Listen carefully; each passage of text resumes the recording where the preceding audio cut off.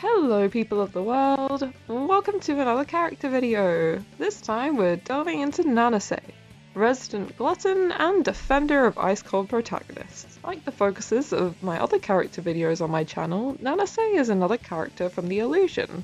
This is a webcomic that I've been publishing for free online webtoon canvas. To give you a brief rundown, the webcomic focuses on the Travel Club, a group of students whose goal is to take out a shape-shifting race of creatures called the Monochrome. They do this through the power of mood rings which some of the members of the Travel Club have. These harness their emotions and allow them to take down the Monochrome. If you'd like to know more about the illusion, then hold on just 1 second, I think I left it right at the back of the fridge. I swear it was around here somewhere. Aha! Found it! This is a video that gives you more details on the comic. Oh boy, its age is really showing. So, if the illusion sounds like something you'd be interested in learning more about, have a gander at this very definitely aging video, and Nanase will be waiting patiently here for you. Her name is Nanase Okino. She's 16 during the story, but she isn't currently enrolled in Yugen Academy, so she doesn't actually have a school yet. She stopped coming to school a bit after Emmy transferred in, but still, she's a cheerful glutton who was once actually a hopeful athlete, but then left the school of her own choice. She seems to have lost a lot of faith in people, but Emmy and her are actually still comfortable talking to one another, so they often meet outside the school for lunch. She's not a ring bearer, but she does end up learning a bit of what goes on because of Emmy. So even when she isn't in the middle of the action, she does know about the existence of the Monochrome.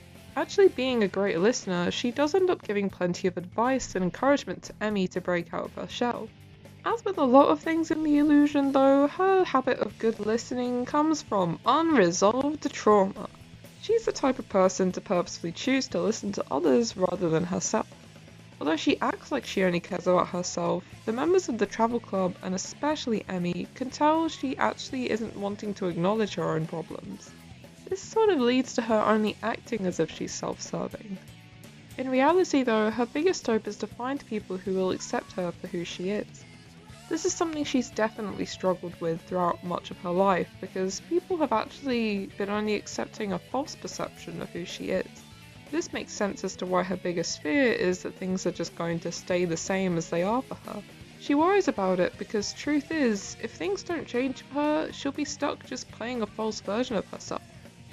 She does want to care about herself just like anyone should, so this leads to her putting on an act as if she only cares about herself. Deep down though, she can't bring herself to because she knows that who she is right now isn't actually who she wants to be. If we go any further though, this video might get too heavy and a bit too spoilery, so distraction tactic time. Here's a little video that I feel like tells you all you really need to know about Nanase. Back at it again at Krispy Kreme.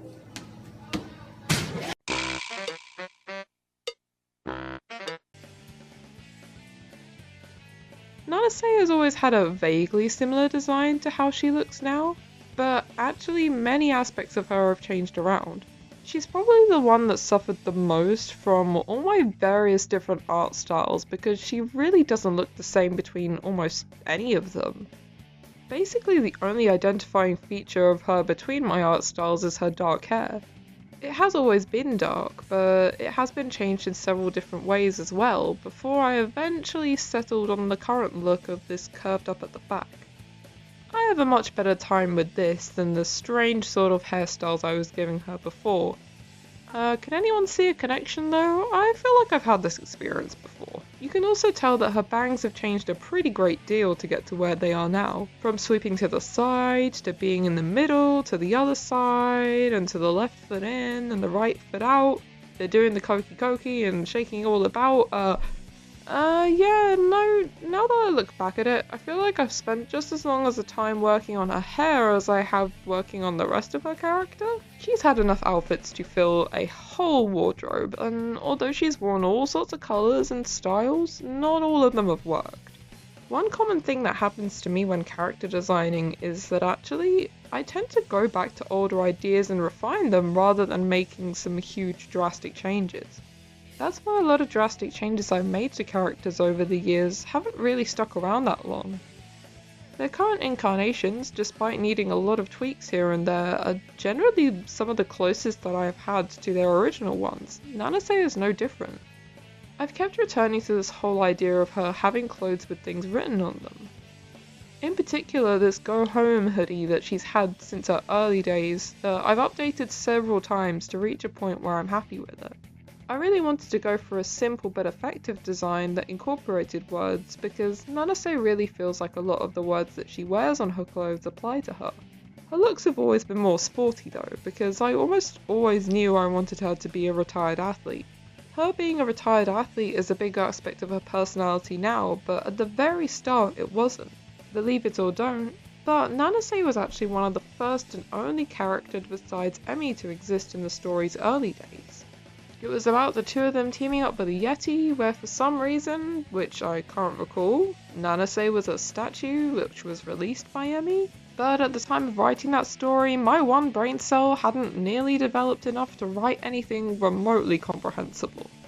And sure, I do still need a lot of writing improvement now, but I do think I've been able to write things that are at least slightly understandable. I found it a little tricky to give her a different role besides being a retired athlete who's also Emmy's cheerleader. But I knew that Emmy still needed Nanase there so that she could have someone to act like herself around. This surprisingly helped me a lot in developing Nanase's character and personality. It gave her this theme of being truthful to yourself and who you really want to be, so I've absolutely run with this. This is why I've reached her current journey of trying to help Emmy be true to herself, but also trying to be true to herself in the process. As the story begins, we meet Nanase after she's dropped out of school, having given up her athletic scholarship in favour of a life doing things the way that she wants. Although she still finds a lot of joy in athletics and she could easily reach a professional level, the harsh environment of school and the pressures of her scholarship end up taking their toll on her. She still finds a lot of joy in athletics and she could easily reach a professional level. However, the harsh environment of the school and the pressures of her scholarships have ended up taking a toll on her. The joy that she felt doing athletics was just all but drained, and she just no longer could see the point in going to school because of it. This is especially true to certain events and things about her that I don't want to get into here. But for Nanase, it got to a point that going to school felt so uncomfortable for her because she knew everyone thought so highly of a false version of herself, one that she couldn't keep on playing. Eventually she reached her limit, so she chose not to attend anymore. Despite leaving the school though, she isn't at the point where she can be herself, and she's found that it's more difficult to be who you want to be than she originally thought. This leads her to the state that she's in for the majority of the comic, not fully being herself, but wanting to believe that she is. Emmy's the main character that Nanase has been close to, and she has been for a while. The main reason for this is that Emmy is one of the few people who doesn't have a false perception of Nanase. Everyone else was viewing Nanase as a skilled and self-assured athlete who was basically embodying female empowerment. Emmy, though, never viewed Nanase as anything else but Nanase. For someone who has so many assumptions made about her, it was exactly what she needed. Emmy's one of the few that Nanase trusts to accept the real her, hence why they still keep meeting with each other after Nanase leaves. You might notice a bit of a pattern in Emmy's choice of friends here. Emmy's habit of distancing herself from others leads her to not really judge by appearances or preconceptions of people. Although Emmy's habits may not work in every friendship, this does lead her to being a great friend to both Nanase and Otome. Nanase and Otome definitely do share some similarities. Regardless, there's not exactly any hard feelings between them. Part of the reason for this though is probably because the other members of the travel club don't actually interact with Nanase as much. Despite this, they do end up learning more about Nanase through Emmy and also their encounters with each other. They may have less scenes together, and her links to the travel club may take a bit longer to unfold, but soon enough, you realise that her and the travel club are actually deeper connected than it might seem. Their growth directly leads to Nanase's own, so this makes it essential for them, and especially Emmy, to overcome some of what holds them back before Nanase does.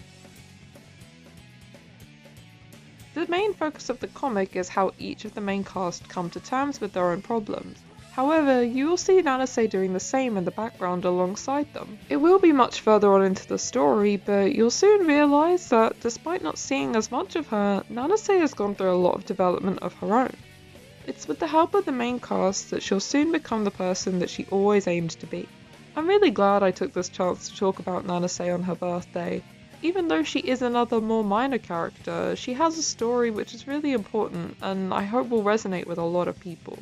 Hopefully when that story unfolds, which will probably be in several years' time from now, this video might be useful to people who want to look back on her. Until next time though, take care of yourselves, people of the world.